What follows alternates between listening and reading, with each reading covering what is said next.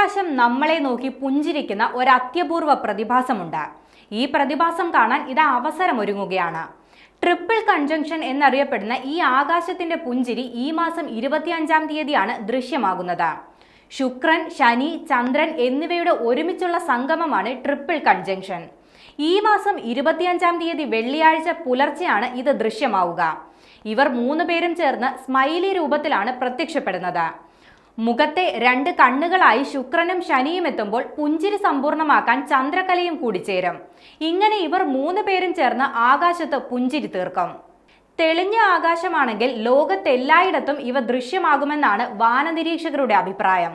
ബഹിരാകാശത്ത് 2 വസ്തുക്കൾ അടുത്തടുത്തായി വരുന്നതിനെയാണ് കൺജങ്ഷൻ എന്ന് പറയുന്നത്. എന്നാൽ ഇവിടെ 2 ഗ്രഹങ്ങളും ഒരു ഉപഗ്രഹവും ഒത്തുചേരുകയാണ്. ഇതിനെയാണ് ട്രിപ്പിൾ കൺജങ്ഷൻ എന്ന് പറയുന്നത്. അത്യപൂർവമായി മാത്രമാണ് ട്രിപ്പിൾ കൺജങ്ഷൻ സംഭവിക്കുന്നത്.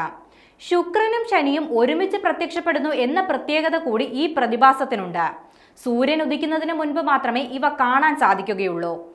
ഏപ്രിൽ 25-ാം തീയതി ഇന്ത്യൻ സമയം പുലർച്ചെ 5:30 സൂര്യോദയത്തിന് 1 മണിക്കൂർ മുൻപായി ഈ ഗ്രഹസംഗമം ആകാശത്ത് കാണാൻ സാധിക്കും. തുറസായ കിഴക്കൻ ആകാശം കാണുന്ന പ്രദേശങ്ങളിൽ നിന്ന് മാത്രമേ ഈ കാഴ്ച കാണാനാവൂ. അതായത് വളരെ കുറച്ച് സമയം മാത്രമേ ഇത് ആകാശത്ത് ദൃശ്യമാവുകയുള്ളൂ.